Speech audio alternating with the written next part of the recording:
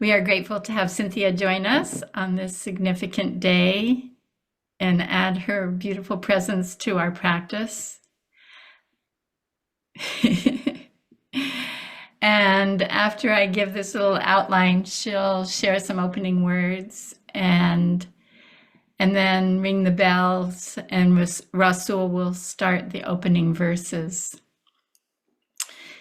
And following that, I will give a little Dharma talk, continuing our talk on a heart that is ready for anything, which has become a very powerful practice for me over the last weeks, to keep imagining I have the heart that is ready for anything. And Cynthia will follow with some of her own words for part of the Dharma talk. And then we will go into our 3 periods of meditation, 20 minutes of silent sitting, 10 minutes of walking meditation, and 20 minutes of silent sitting. And this week, Heidi will draw us from meditation with our poem by Cynthia West. And then we will open our circle for sharing. And this is always such a rich part of expanding the teachings and speaking from our hearts. So turn it to you, Cynthia.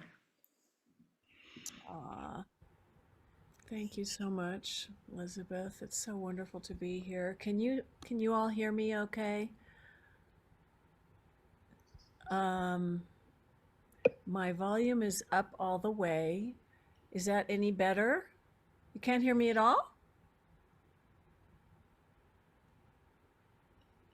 Somebody can hear me. Yes, we I can was hear looking, you.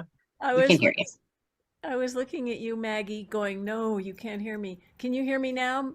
Yeah, okay, good. Yes. I haven't, good. All right. Well, I haven't been here in a long time, and I'm so, so happy to be with you today, and to see so many of you here. And oh my gosh, just felt such a strong uh, calling, to wanting to practice together, to be together, to hold each other, to invoke our best selves here on this inauguration day here in the United States. I've been holding this little peace hut that was carved by lepers in Liberia, where for many years I did peace building work there, inspired by Thich Nhat Hanh and working with former child soldiers and ex-combatants and the women who stopped the war. And this is a talking piece that we used.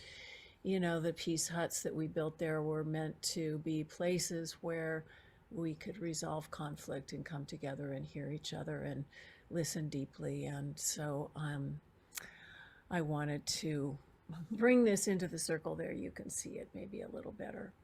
So, yeah, this is, Martin Luther King's Day. We honor him. And it's also just 2 days before the honoring of the memorial of Thich Nhat Hanh, who died two days from now on the 22nd of January.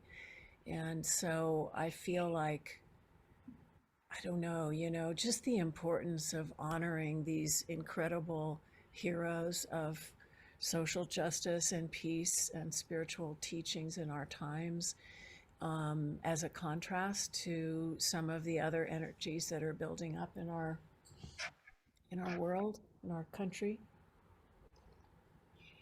I wanted to call on them, as I'm sure many of you, if not all of you, have already been calling on them today. But to remember, their teachings of love and kindness and peace and freedom and justice, for all beings, right? I was remembering and reviewing some of those teachings, and Thich Nhat Hanh, and Martin Luther King met each other in the 60s. And Thich Nhat Hanh said that the moment he met Martin Luther King, he knew he was in the presence of a holy person. And I think Martin Luther King felt that way about Thai. It just touches me so deeply that they found each other, you know.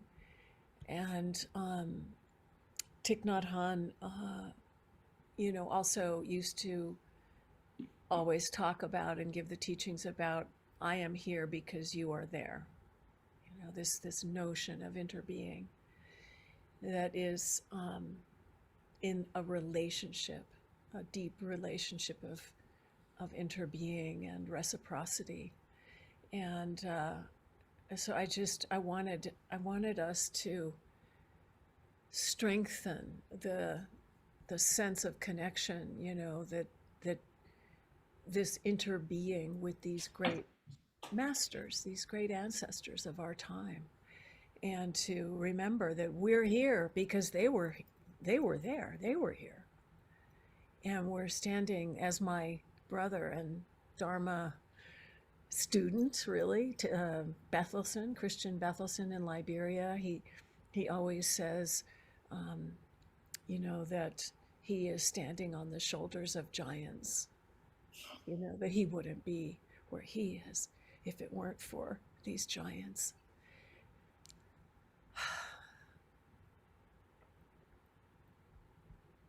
Maybe some of you saw the post from Heather Cox Richardson.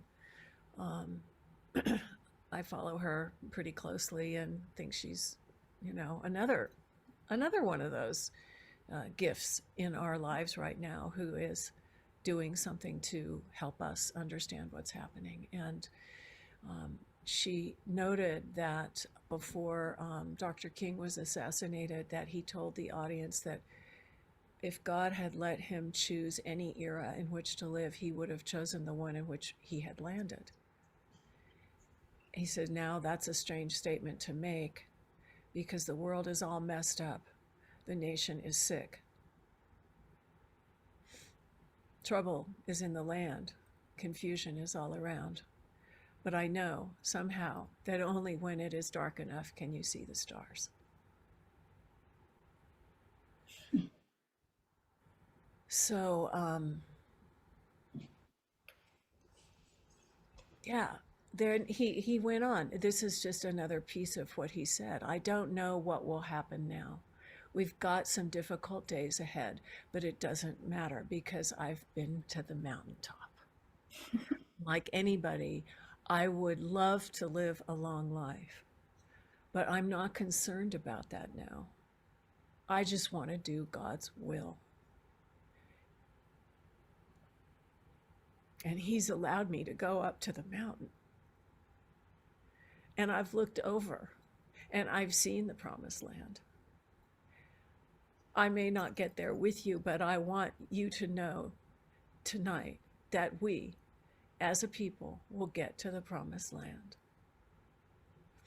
I saw a little talk about this from a different perspective from Bob Thurman. Robert Thurman, Dharma, you know, Vajrayana teacher who wrote the foreword to my book, and he was talking about hope and not losing hope in spite of anything that comes, not losing. And he was quoting the Dalai Lama, that we can't lose our hope. And I feel like, you know, that's kind of like the mountain. Seeing that perspective where we're not going to give up. We're not going to lose hope. We've seen the promised land. We know because we've had the Dharma teachings. We know we've had our own experiences of awakening. Each of us has, or we wouldn't be sitting here in this circle. And so, you know, then Thich Nhat Hanh went on to say, after Dr. King was murdered, that he said that the last time, this makes me cry, the last time that he saw him, he told him, Martin, the peasants in Vietnam consider you a bodhisattva, an enlightened being trying to work for the emancipation of other beings. And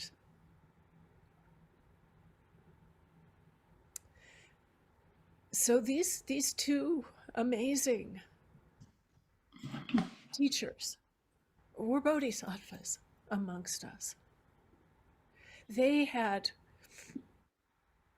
given their lives to benefiting others.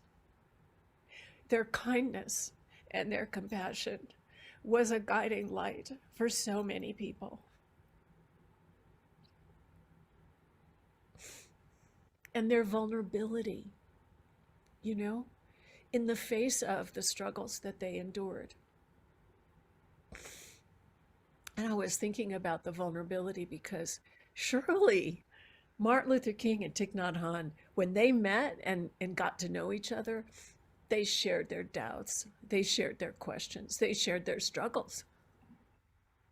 And they received the support that they needed from each other to go on, to do what they came here to do. And so here we are, us little folks sitting on these little screens looking at each other, groping along. What in the heck are we going to do? How are we going to live our lives? We don't know.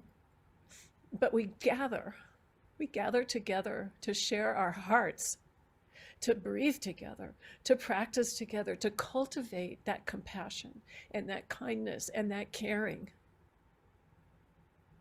that they embodied.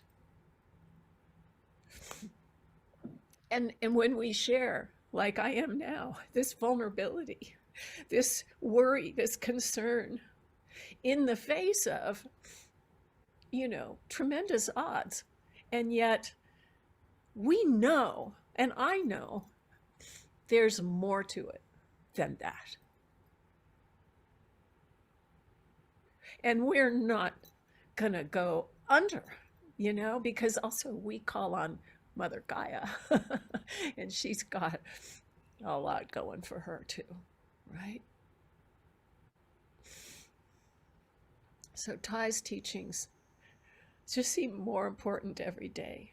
The engaged Buddhist practice of mindfulness. This practice and the other things that we do here in the Gaia Mandala to support ourselves in waking up, in this collective awakening, and coming to this moment that we find ourselves in, like they say, we were made for these times. And Dr. King said it, like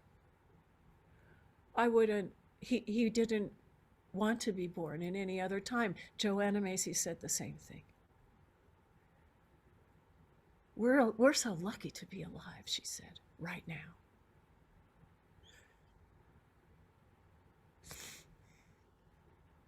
So, may these tears that I'm shedding and that we all feel, I'm sure, in some way, be watering the seeds, strengthening those powerful seeds that are coming out of what is ahead. And may we draw from the incredible practices that we have here in the Gaia Mandala to sustain us and to contribute to the changes that we are intending to be part of at this time. I'm so grateful to be with each of you, to know that you're here when I'm there, or when I'm here, you're there.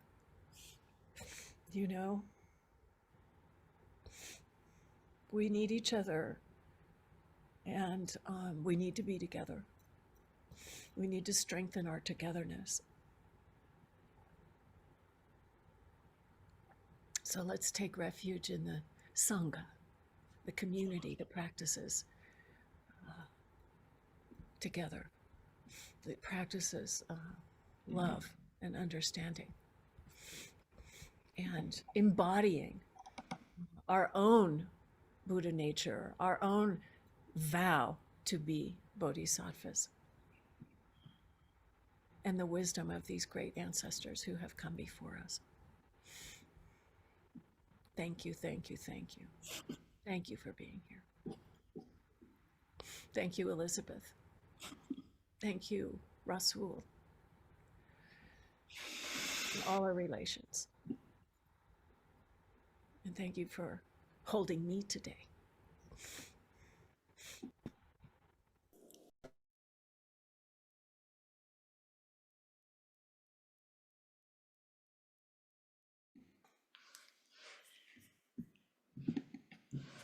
And now I will follow on Cynthia's heartfelt words in our opening verses. Martin Luther King had a dream. And carrying forward his legacy, today's a day to substantiate our dreams, to clarify our focus on what we want to see manifest in the world. So today we unite to lean into the courageous heart, the heart that's capable of holding everything. A heart capable of transforming all that is perceived as defeat or setback into nourishment that strengthens our dreams for equality, care, and justice. Love is eternally courageous, capable of holding both sorrow and joy, the peaceful and the most challenging of times. And our open hearts presence the death forces as well as the regenerative life forces as they both weave together through life reality. And capable of cherishing life in all its varied forms, love emboldens our hearts with trust in the full range of our human experience.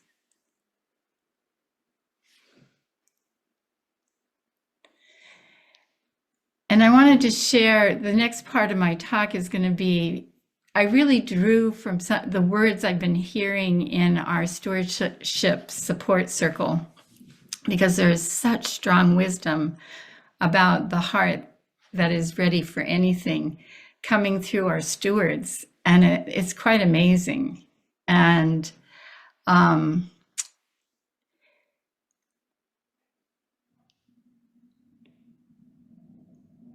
they're really talking about how our alliance with each other and with Gaia strengthens the gift that each of us is for the world, that we each are a gift for the world. And together that we're actively enlivening the web of life, countering the misperception that we live in an inanimate world. And we are learning to communicate with the living elements once again. And one specific example is that while carrying the water's vase, Rasul has come to realize that we are the water that tends to life. And I just found this message so powerful, that we are the water that tends life. And opening our eyes to the living world and recovering our ability to communicate with Gaia is key to decolonizing. All who are educated to experience the world as inanimate struggle to find meaning in life, as we are conditioned to unconsciously contribute to the dying environment we now see manifest at an uncanny rate. And though none of us here were taken from our families to be educated in government boarding schools, we too were educated out of our Indigenous connection to Gaia. And along with Indigenous communities around the world, we are in a process of recovering our language of connection with a living earth. And understanding this, we unite across all the imposed racial boundaries in a dynamic process of recovery, restoring meaning to life through our living ceremonial connection with Gaia. And through mindfulness meditation, we strengthen our conscious awareness of the human thoughts and actions which have moved life on Earth toward a sixth extinction. Through the Sangha, we are actively planting the seeds that will grow the next cycle of life. The Earth Treasure Vases lead us to bear compassionate witness to those who continue to perpetrate the materialistic worldview, and gives us an awareness of the various roles people are playing and how they contribute either to life or to the death cycles. And through our practice, our witnessing of all that is, we become a transformative force. And I have seen each steward of an Earth Treasure Vase called to witness their ancestral line, doing the work that liberates those who were oppressed and coming to know what led those who played an oppressive role within our human and environmental history. And as I shared in the last Dharma talk, when our limbic system is activated by external events, our survival brain kicks in and we become protective and defensive, blaming, controlling. And such reactivity may be a survival mechanism, but it also blocks our access to the full intelligence of our hearts and discourages our dreams. And I've heard many in the mandala recently voicing how living in judgment and allowing ourselves to other those we dislike renders us unable to be in the movement needed to wage peace and liberation. Our practice allows us to break patterns of separation to embody interbeing. And equanimity stabilizes our sense of well-being through the ups and downs of life, anchoring the peace within and spreading it through the world. Our practice guides each of us to enter uncertainty and not knowing with trust. Admitting that we really don't know what the future holds creates space to be open and curious about how our intentions will be fulfilled. Our trust in the ultimate wisdom of life is strengthened through the Sangha, and the fertile field of love which surrounds us is experienced. And these living experiences become a resource that we transmit back and forth to each other, and we can call upon in the challenging times. And so through our practice in kinship, we follow those like Martin Luther King and Thich Nhat Hanh and Leonard Peltier, who persisted in dreaming the impossible dream.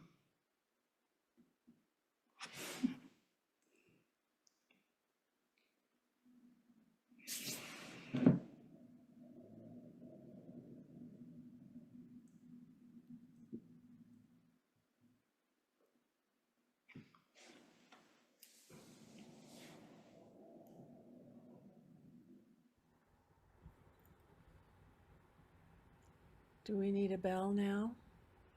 Yes, unless you want to share any more words before we ring the bell.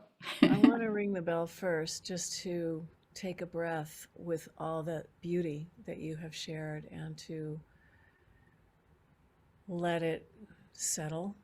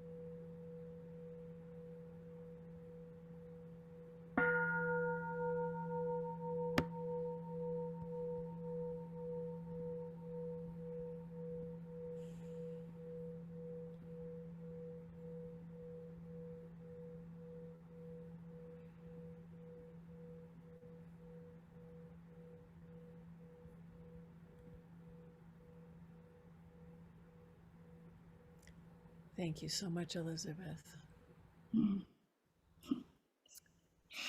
The beautiful weaving of words and thoughts and experience that you offer is medicine. Mm.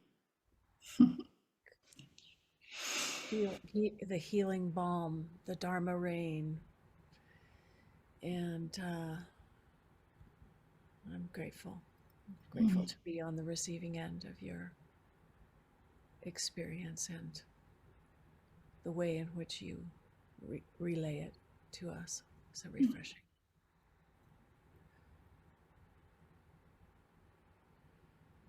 So we now practice together. And of course, this is the main point, to actually apply the teachings in practice. And we do that by, as Elizabeth said, 2 periods of sitting meditation interspersed with a period of walking meditation. And the anchor for our minds during all of this is the breath in the practice of mindfulness.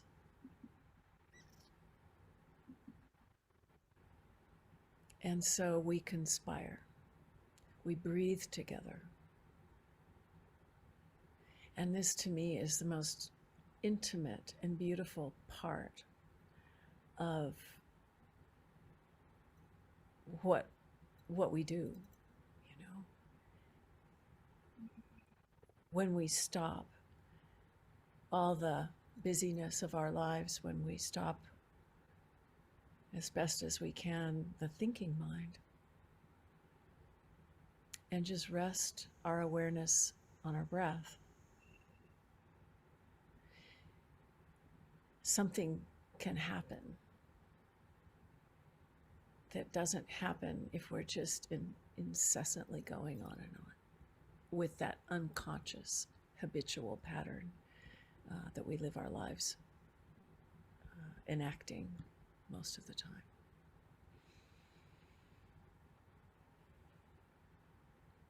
And the intimacy that is generated through just being quiet, breathing, is another form of that healing balm.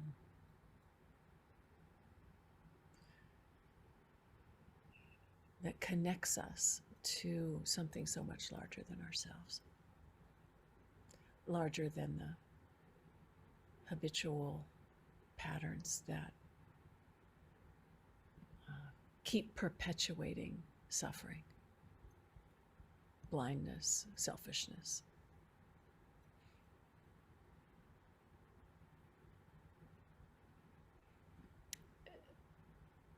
There was another little piece of writing that I saw from my friend Akaya Winwood. I think many of you might know who she is. And she was talking about, something that we cultivate every time we practice here in the Gaya Mandala with the treasure vases. What are we imagining? What do we want to imagine? What do our hearts want us to embody and cultivate in these times?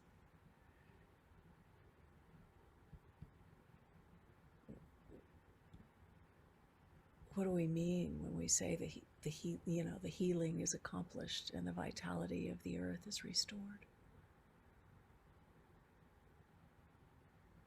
We each have a part to play in that restoration. And we can do it like that. It's not out there, it's right here, right now.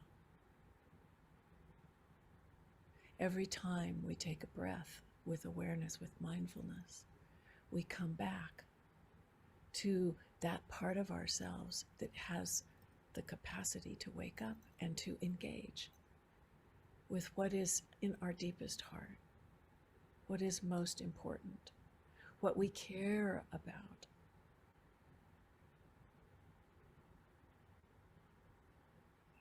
To create that living, thriving world that we so want to see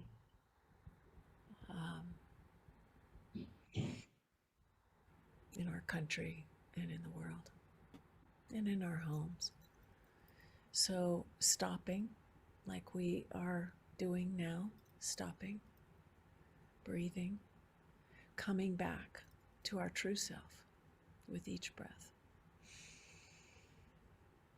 And remembering to anchor our minds and our hearts with our breath so that we can refresh and renew and not be conditioned by the same old program. But like every moment becomes a new moment.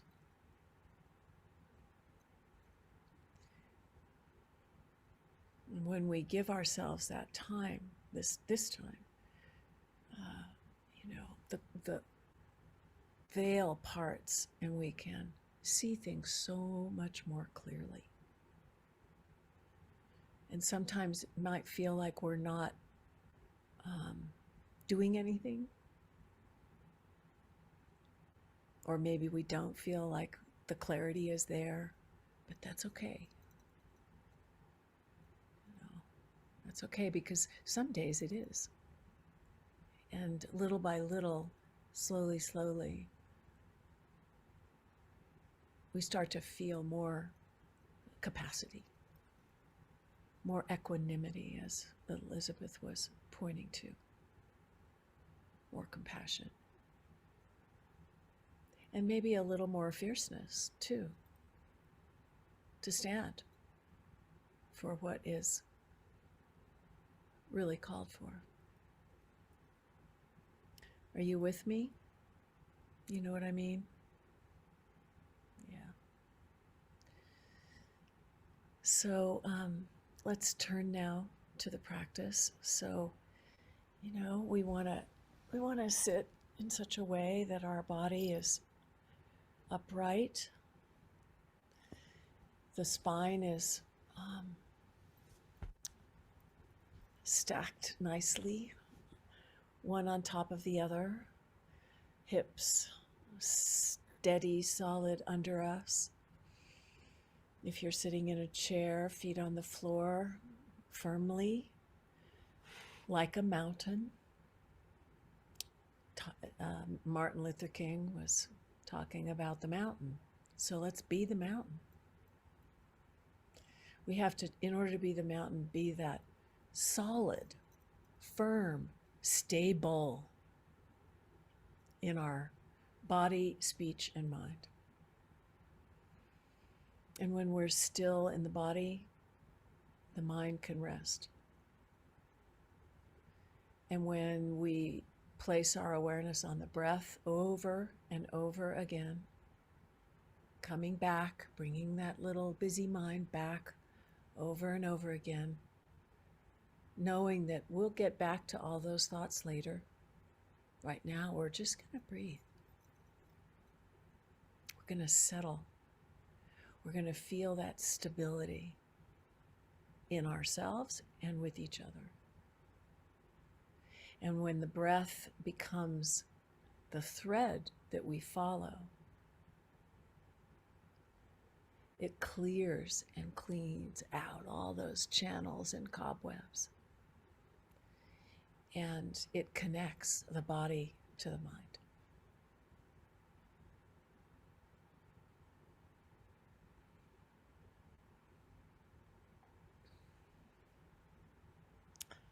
So here is the bell for the first round of sitting.